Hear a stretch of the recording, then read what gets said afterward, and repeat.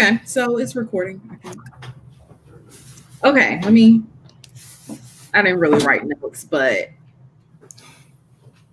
I wrote a little bit of kind of a guideline. Okay, and I have that pulled up too. Okay, Darn it, let's switch your camera. Okay, it's a lag. Okay. It's like every second. I thought it would get better. Okay. Oh, yeah. Oh, I saw your eyes just move. Okay, so introduce yourself. Okay, hi. So I'm Cassandra. I'm 32. I live in Denver right now. I was born in Kansas, and Danielle and I met when we lived together. It was like, what, a random Craigslist post? And my mom was like, Craigslist, are you sure you're not going to get a weirdo creep? And I was like, well, right. I don't know. Thankfully, you weren't a freak necessarily. I weren't a psycho, in the, bad ways. Exactly. You were a psycho in all the right ways. All You're like, ways. I like a clean house. I stay in my room. I work nights, and I probably won't see you. So as long as like you're down for that, then great. And then you're like, and I was like, I like a clean house. And then later, I think even maybe on that first time, you were like, I'm a Virgo. I was like, I'm a Virgo. Yeah. So so we wanted to chit chat about I guess different things dealing with, I guess, blackness and whiteness, black women, white women, and whatever culture, whatever comes up. So all the things. All the big things. Yeah. So just as like a disclaimer, or to let you guys know, like my, I guess, dating history, I've dated like 2 black guys, 3 guys from India, obviously lots of white guys, a guy from Israel, and that's all that I can think of that's relevant for right now. Who did I date? I dated, of course, black guys. I dated an Indian guy recently, a Moroccan guy, so he's like Arabic, a couple white guys, and I think that's it. So we explore our options. Exactly. I kind of wanted to talk about, I guess, the difference, because of course there are cultural norms that's different. We're American, obviously, so a lot of stuff is the same, but then of course with subcultures, a lot is still different. So I kind of wanted you to be able to bring a different, I guess, perspective from like a millennial. We're basically the same age, millennials, like regular dating. You're still single, I'm still single. We don't have kids yet, kind of just like, I guess, the differences in culture and stuff. So I don't know. Do everybody like expect you to be married by now? Oh God, yes. And I'm a teacher. I'm a high school teacher. So like definitely all my kids expect me to be having kids right now. Someone asked me literally today, oh, miss, are you a mom? And I'm like, no. I was like, well, you guys, I'm a cat mom, and you guys are like my mom experience for right now in my life. And they were like, oh, that's lame. And then they were like, oh, my mom is 32. And I was like, oh, great. Wait. I know. Can you imagine having a 14-year-old at 32? No. Well, my nephew is 15. And then I would have had, because my nephew was born the year I graduated from high school. Absolutely not. That is crazy. Yeah. Like, yeah, and that mom has 5 kids. Okay, well, but are they black? No, Hispanic. Uh-huh. That's a lot. I can't imagine having like a 15-year-old or like a 14-year-old and they're like, their mom is like 32. Yeah, and being 32 and being able to afford theoretically 2 cars, like one for you and one for your kid, I guess. I don't know. Can they Next drive year. to school? Well, we're not in school now because COVID. Oh yeah.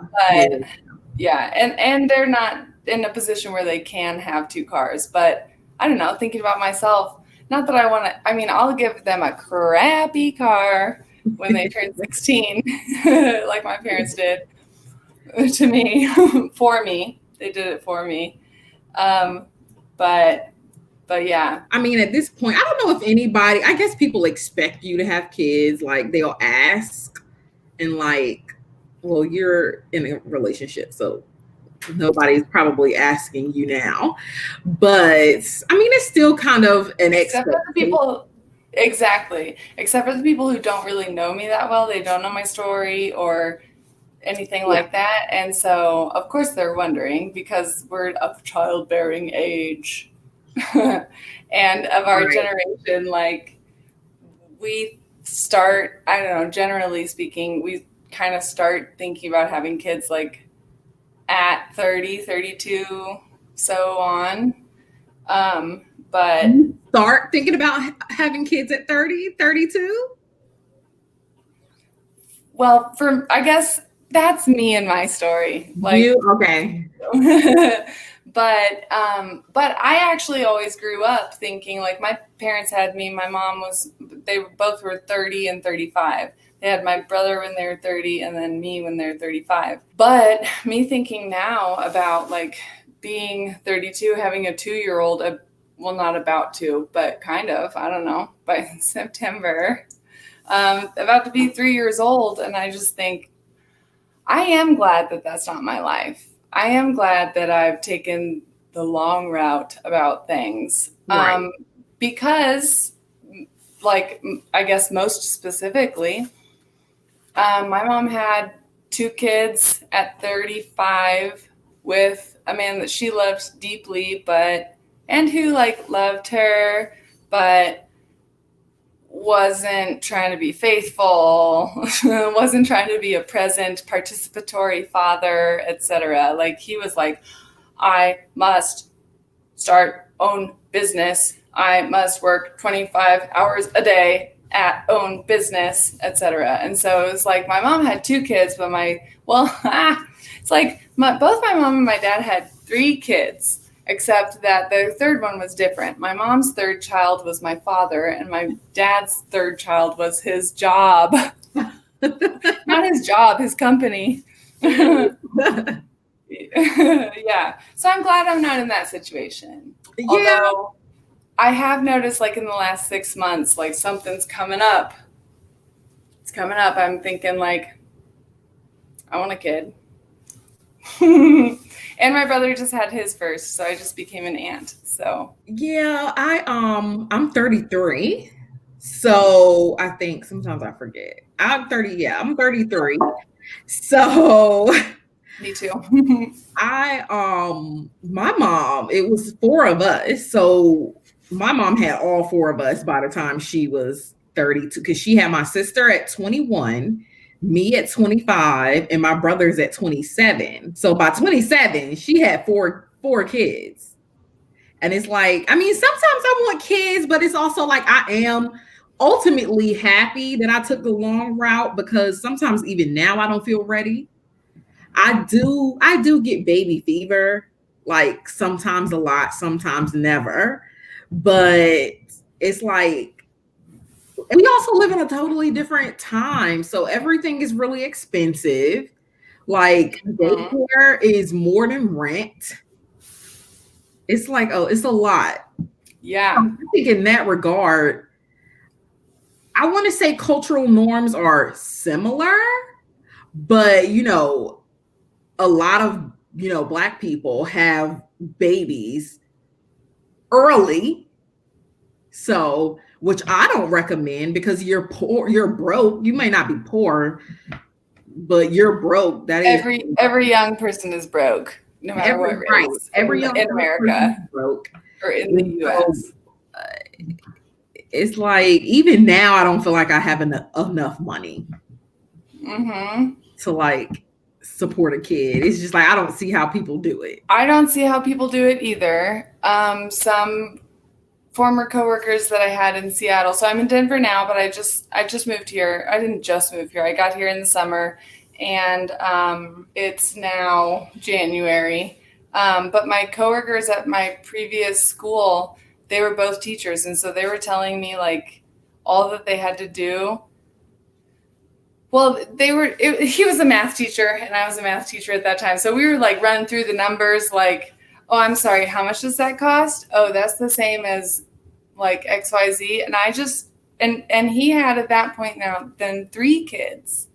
And so it was like times 3. You don't, and you get a little discount. You get a little discount if you have 2 kids in the same place, but like a little, you get a few. It's like, it's just a pixie sprinkle dust of like, okay, feel better about your life. We're giving you $200 off your $1,800 a month or whatever it was. Right. And multiple, right. It's like, I just don't see, like one lady at my job went out on maternity leave and didn't come back because she said like daycare was so expensive, especially for an infant. It was like $1,800 a month. That's in Raleigh. In Raleigh. So imagine how much it is in other places, in larger cities. Mm-hmm. That's outrageous. Mm-hmm. And it's like, so she ended up not coming back because she would have been basically working to pay daycare. So it was easier and cheaper. Exactly. And at that point, yeah, it really becomes a question like of like, do I want to work to pay daycare or do I just want to be the daycare? Right. Like, do I want to spend my time working or do I want to spend my time like taking care of my kid?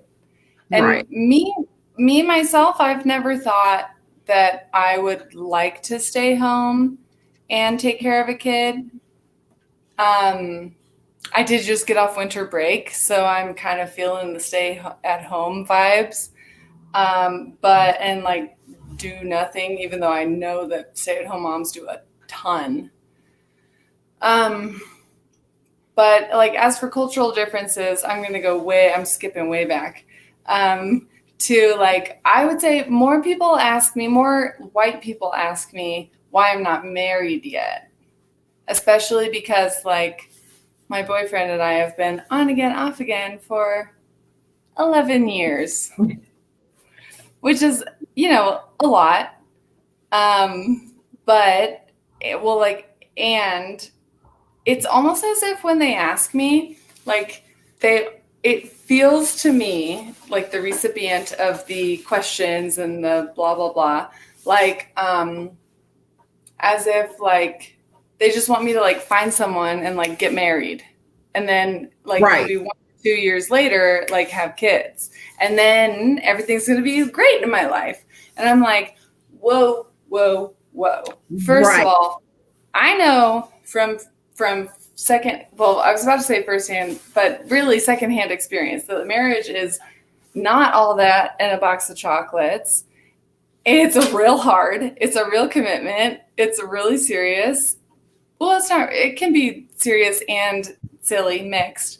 But I'm like, okay, well, you're asking me this, and I'm not going to throw it back in your face. Like I'm not going to.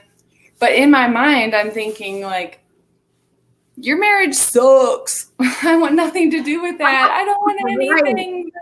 Right. And it's not a judgment on you. It's just like, that's just not what I want for myself. And it's not that I don't want marriage. Of course I do. Well, maybe not, of course, but I do personally. Yeah. But like, I feel a really big responsibility on my shoulders to find someone specific or a type of relationship specific, not necessarily the person. That's something I've realized. But like, I want to find the type of relationship that I do want for a long time. And I want to make sure that it is the type of relationship that I want. It's serving my life now, and I can envision it serving my life later.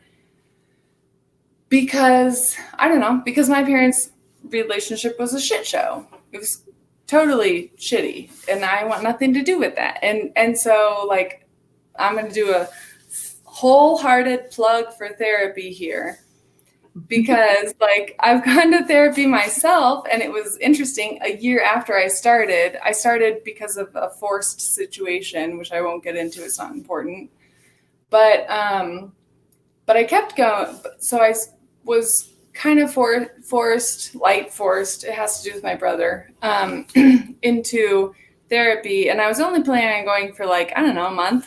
And then I kept going for a year. And a year after I started, I was like, oh, oh, I get it now. Oh, I understand now. Oh, I'm happy about this now. I'm so glad that I did this. I'm so glad I've been paying out my ass for this for every week for the last, how many weeks? I don't know. However many weeks are in a year. 52. Yeah. I was wondering if it was 52, but then I was like, that's cards.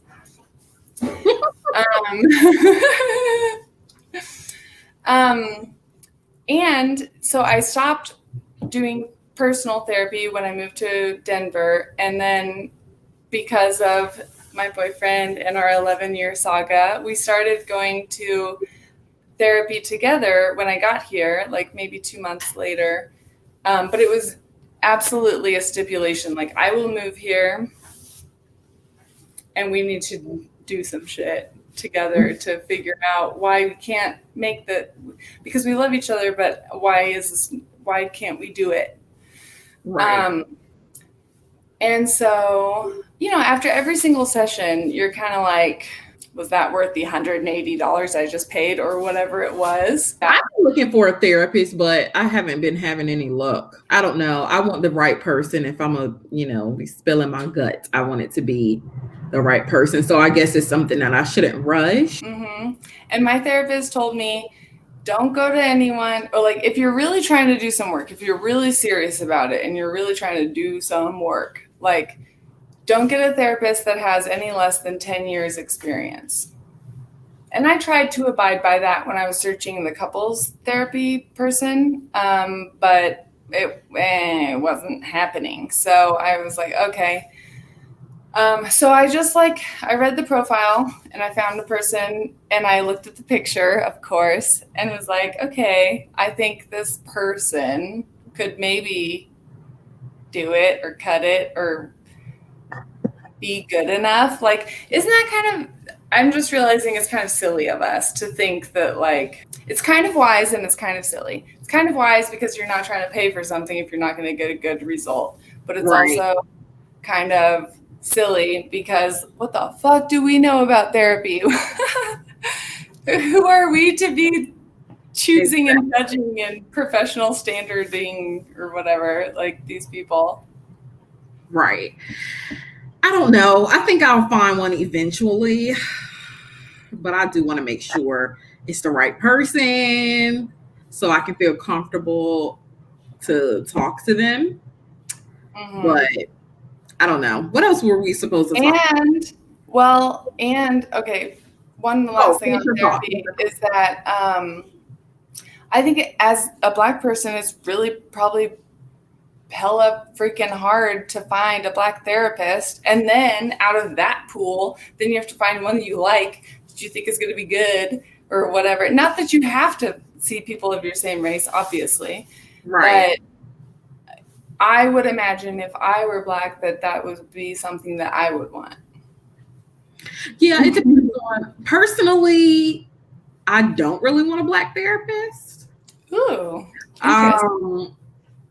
Because to me, in my humble opinion, I feel like the things that I want to work on, I kind of want a different set of eyes. And I think somebody, not to say like a Black therapist couldn't think outside the box or couldn't think from, different angles, but like to some degree, there's still going to be a difference, like with somebody who's totally separate from the collective mindset. Because as much as we don't want to admit it, a collective of people, a group of people, just like Americans think a certain way, certain, groups in America think different ways. And so I personally want somebody who, they don't necessarily have to be white, but I want someone who has a can different kind of look at the things that I'm trying to work through from a fresh set of eyes and not from the black sort of kind of for the place that I am in now. Yeah, or wait. I like that. You cut out after you said a fresh set of eyes. I said for the place that I'm in now, right now.